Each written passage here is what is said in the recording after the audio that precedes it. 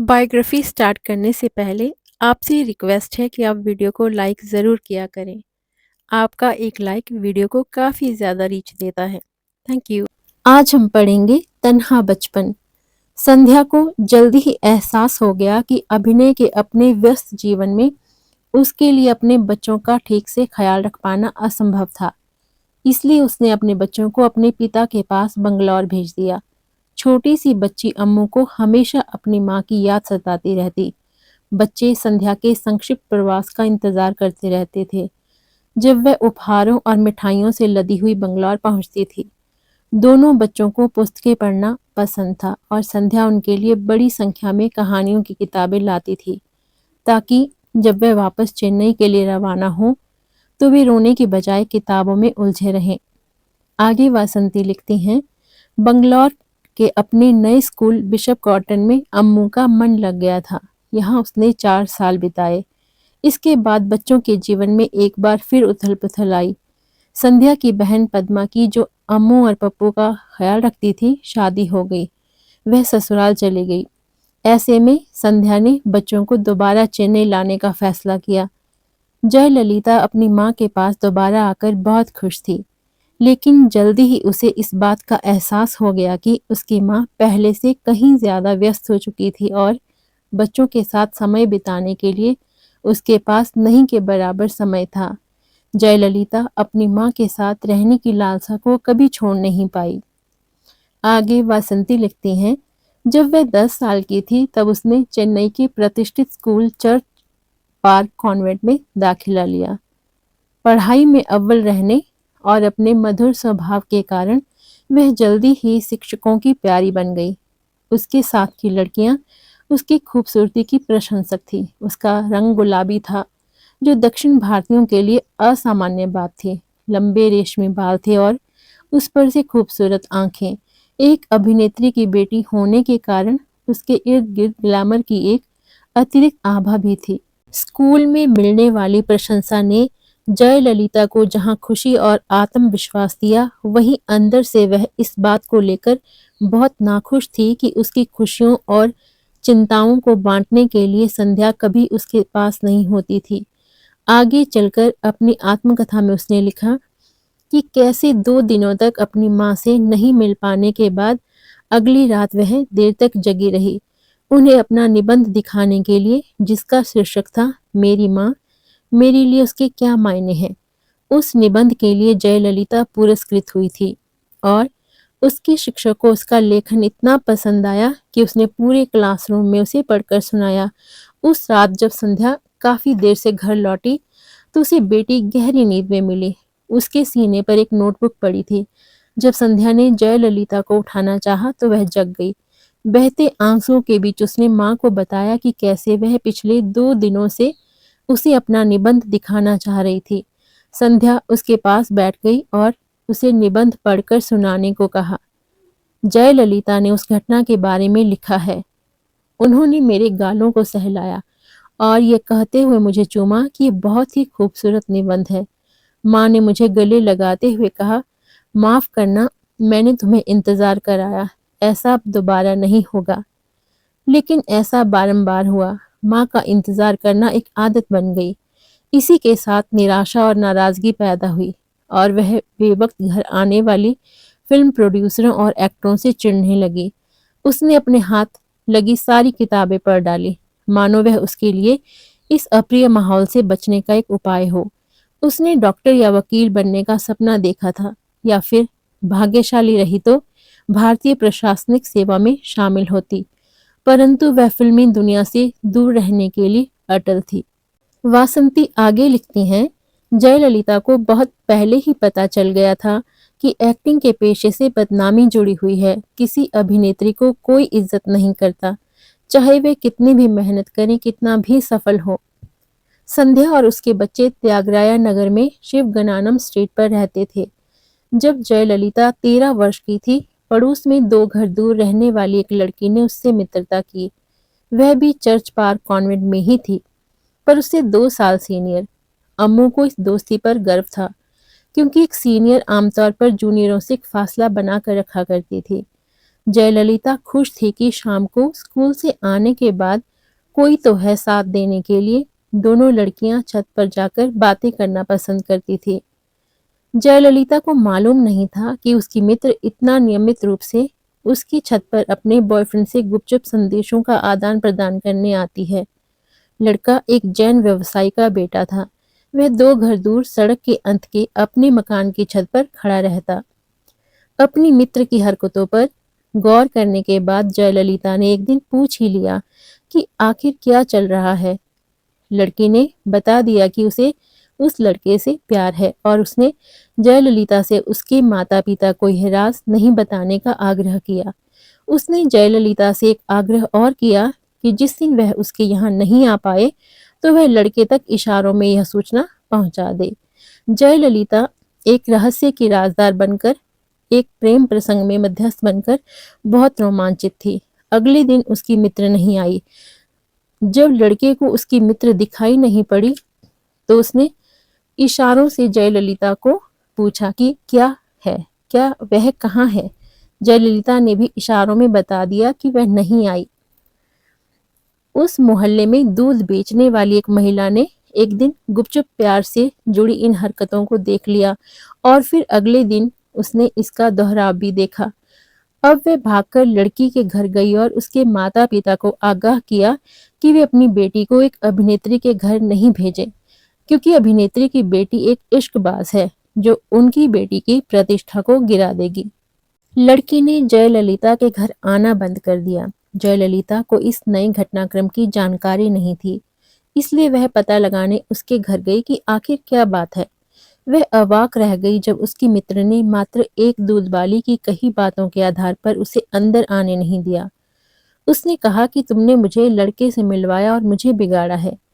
लड़की की माँ अपनी बेटी के पीछे त्योरियां चढ़ाए खड़ी थी और जयललिता को ऐसे घूर रही थी मानो सारा दोष उसी का हो।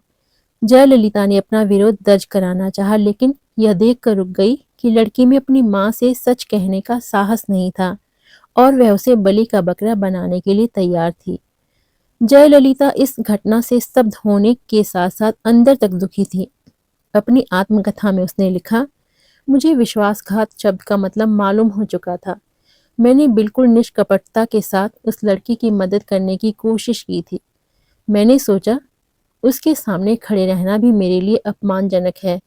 मैं भागकर अपने घर आ गई और छत पर अकेले बैठे घंटों रोती रही।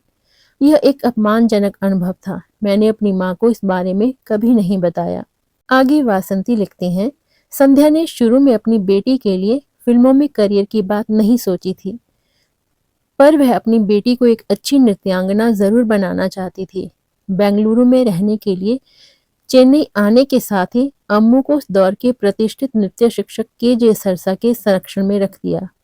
जयललिता, जो बाद में एक बेहतरीन नृत्यांगना बनी, नृत्य सीखने की इच्छुक नहीं थी, लेकिन सरसा बड़ी ही धैर्यवान और प्रेरक शिक्षक थी और उन्होंने उसे इतना प्रशिक्षित कर दिया कि मार्च 1960 में जब वह मात्र 12 साल की थी, अपनी नृत्य कला का पहला मंच प्रदर्शन कर सकी। फिल्मों से जुड़े कई बड़े लोग संध्या की बेटी का पहला नृत्य प्रदर्शन देखने आए, जिनमें उस जमाने के अनेक प्रमुख अभिनेता, अभिनेत्री और प्रोड्यूसर शामिल थे। उस दौर के सबसे प्रतिभाशाली अभिनेता शिवाजी गणेशन समारोह की अध्यक्षता कर रहे थे। उन्होंने जयललिता के नृत्य की तारीफ की और उसे सोने की मूरत जैसी प्यारी बताया। मैं चाहूंगा कि यह एक बेहद लोकप्रिय फिल्म स्टार बने। संध्या और जयललिता उनकी इस बात से खुश तो थे, लेकिन उन्होंने इसे गंभीरता से नहीं लिया। दोनों का दृढ़ संकल्प था कि जयललिता फिल्मों की दुनिया में नहीं जाएगी। न ही शिवाजी को इस बात का अनुमान था कि लड्डू जैसे गालों वाली एक नन्ही बच्ची एक दिन उनके साथ नायिका के रूप में अभिनय करेगी। जयललिता की सहपाठी और उनके राजनीति में आने तक उनकी नजदीकी मित्र रही श्रीमती के पास अपनी स्कूल के दिनों के अनेकों किस्से हैं। वह याद करती हैं, ये एक अलिखित नियम था कि चर्च पार्क की सारी लड़कियां स्टेला मैरिज कॉलेज जाएंगी, इसलिए हमने भी स्टेला जाने का फैसला किया। जयललिता कहा करती थी कि वह आईएएस ज्वाइन करेंगी या डॉक्टर बनेंगी। पढ़ाई लिखाई के क्षेत्र में अपने भविष्य को लेकर वह बहुत आशान्वित थी। इसलिए जब उसकी माँ उसे फिल्म शूट पर ले जाती तो वह अपना विरोध जताती, लेकिन ज़्यादा जोर शोर से नहीं, क्योंकि अपने स्वभाव से वह बहुत अच्छे व्यवहार वाली लड़की थी।